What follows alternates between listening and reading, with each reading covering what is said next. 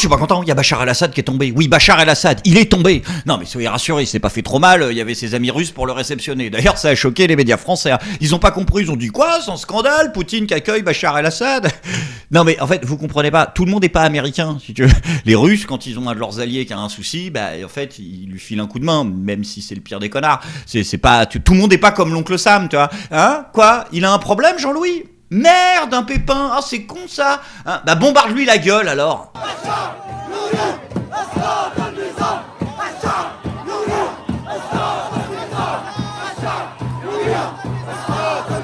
Elles sont où les femmes? Je les vois pas. Non, mais il y en a 2-3 dans le fond. Mais là, c'est où est Charlie? Je veux dire, c'est cuisine ou je veux dire, non, elles sont peut-être un peu flippées aussi. Bah, avec le retour des djihadistes, c'est vrai que quand tu vois le CV du chef de l'équipe, ça laisse pas beaucoup de place au doute.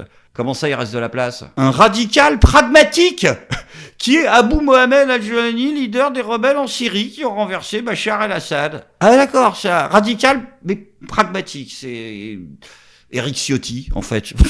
Il est bien ce reboot des talibans inclusifs de Le Drian. C'est quoi la prochaine étape? Fanatique modéré, fondamentaliste réformiste, terroriste ouvert au dialogue. Non, j'ai mieux. Islamiste de centre-gauche. Liberté, égalité, fraternité, tolérance, inclusion. Inch'Allah. Oh non, Allah veut pas. Oh non, c'est dommage ça. Vous vous êtes réjoui à la chute du Shah d'Iran, ça a foiré. Vous vous êtes réjoui à la chute de Saddam, ça a foiré. Vous vous êtes réjoui à la chute de Kadhafi, ça a foiré. On parlera même pas du Mali et de tout le reste. Il y a un moment, on va finir par croire que vous le faites exprès. Alors oui, il est vrai qu'il y a sur place une mosaïque différente de différents courants, plus ou moins islamistes et plus ou moins religieux, qui se sont unifiés pour faire tomber Bachar el-Assad, et encore, ils sont pas vraiment unifiés. Mais, les islamistes sont déjà à la tête du truc et majoritaires. Donc, je suis pas Madame Irma, mais je constate que dans 95% des cas, ça a donné du gros caca et que, a priori, ça va donner soit un califat, soit, à minima, une théocratie islamique radicale et extrêmement dure à l'encontre des minorités religieuses, sexuelles et des femmes. Il n'y a pas véritablement de doute là-dessus. Enfin, si, il y en a un. Est-ce que Manuel Valls fera partie du gouvernement? On sait pas. Peut-être qu'il va trouver un boulot en France après. Oui, vous le savez, donc notre président devrait annoncer normalement ce soir ou demain le nom du nouveau gouvernement, en espérant qu'il soit nouveau, ça se trouve, tu sais, il va juste faire switcher les gobelets. Mais en tout cas, pour la première fois, ça y est, notre président s'est exprimé sur cette motion de censure. Le 9 juin dernier, je me suis adressé à vous pour annoncer la dissolution de l'Assemblée nationale. Je dois bien le reconnaître, cette décision n'a pas été comprise. Ah merde, on est trop cons. Faudrait que t'arrêtes de fréquenter Mbappé, je te jure, t'as les mêmes excuses. Je sais bien que certains sont tentés de me rendre responsable de cette situation. C'est beaucoup plus confortable. Non, c'est juste parce que c'est beaucoup plus logique. Les députés du Rassemblement national ont choisi de voter une motion de censure qui disait le contraire de leur programme, qui insultait leurs propres électeurs. Ce faisant, ils ont simplement choisi le désordre, qui est le seul projet qui les unit à l'extrême gauche. Et cela avec la complicité du reste du nouveau Front populaire.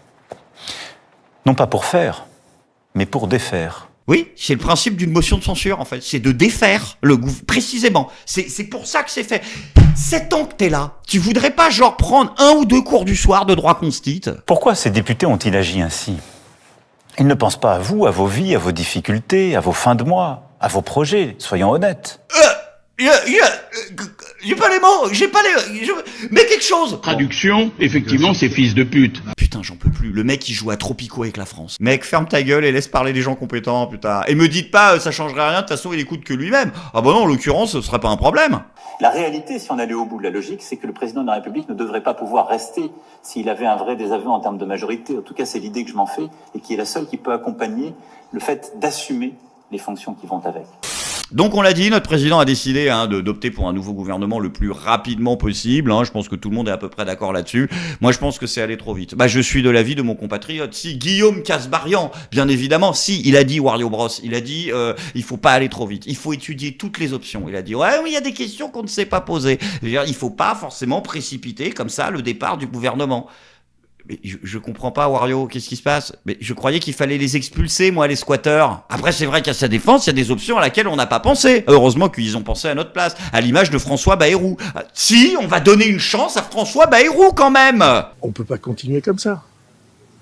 Et si je peux aider à ce qu'on sorte de tout ça, je le ferai. Oui, mais c'est toi, tout ça. François, le tout ça que tu dénonces, mais c'est toi précisément, mais pas que toi, mais tout ce parasitage mou qui nous pourrit la vie et qui vide nos impôts depuis 20 pions.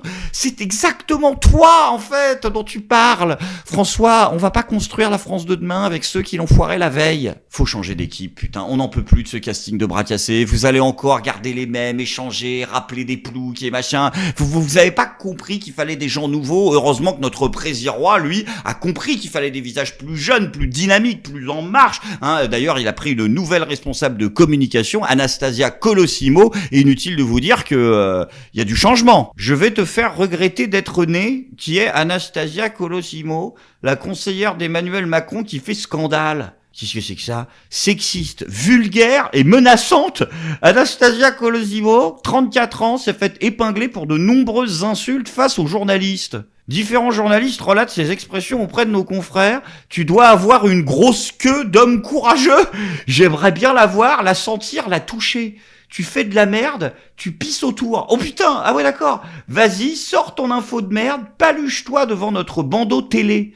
Lorsqu'elle ne souhaite pas qu'une information sorte, ou encore, je vais te faire regretter d'être né à l'attention d'un reporter. Au point que Jean-Rémy Baudreau, président de l'APP, Association de la presse française, a fini par alerter l'Élysée de ses nombreux retours inappropriés, tu m'étonnes. Mais Anastasia Colosimo semble désintéressée de ces critiques. Elle-même se définit comme étant de la vieille école, ah c'est pour ça, ou assure avoir recours au second degré. Ah bah non, bah alors faut pas juger.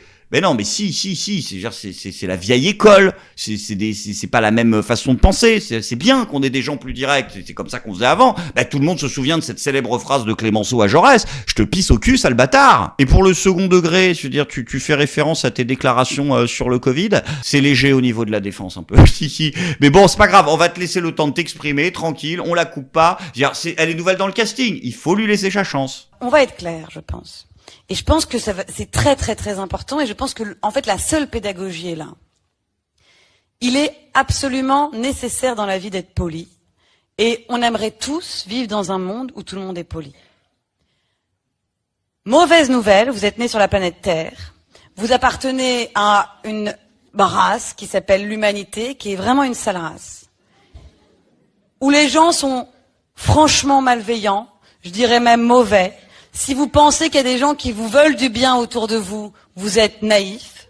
Généralement, les gens veulent votre mort. Et donc, le fait qu'on arrive plus ou moins à cohabiter ensemble sans se tuer est déjà une espèce de prouesse absolue de civilisation. C'est un miracle. Si en plus, on ne peut pas s'insulter, si en plus, on ne peut pas dire la chose la plus évidente du monde qui est l'autre, il m'inquiète. Et donc la seule manière que je trouve de vivre avec cette inquiétude, c'est de l'insulter. Parce que c'est mieux que je l'insulte en fait plutôt que je le frappe. Tant qu'on n'a pas résolu ça, et tant qu'on serait dans la paranoïa de l'offense, à mon avis, on aura oublié l'essentiel de tout ça, qui est que, encore une fois, et je pense que c'est vraiment vers ça qu'il faut aller, on n'est pas là pour s'aimer, on est là pour se tolérer. Ah d'accord. Ah mais non, mais j'avais pas compris aussi. En fait, l'argument c'est parce que t'es une sociopathe que du coup t'as envie de tabasser des gens et que c'est quand même préférable pour notre sécurité qu'on te laisse plutôt nous insulter, quoi. Ce sera mieux. Ah, et après on dit qu'il n'y a pas d'hétéros à l'Élysée. En tout cas, soyez rassurés, les médias sont unanimes. Cette motion de censure était une gigantesque connerie et les Français vont le payer. Si, ils ont dit, en fait, ils ont pris des vieux au hasard dans la rue qui ont des problèmes d'argent et ils ont rajouté une voix off qui dit motion de censure. Quand on sait pas trop ce qu'on va faire de nous, enfin ce qu'on va nous imposer dans l'avenir, on se pose des questions quand même. Avec la revalorisation de sa pension, la retraitée pensait gagner en pouvoir d'achat. Ça pourrait bien ne pas être le cas. Même dans la bouffe et tout, l'achat des livres, les sorties théâtrales, sorties machin, bon j'en ferai beaucoup moins, c'est tout. Après la bonne nouvelle c'est que nos gouvernants ont enfin commencé à comprendre qu'il y a certaines dépenses un peu inutiles dont il faudrait commencer à se passer. Donc ça voilà, ils commencent à process.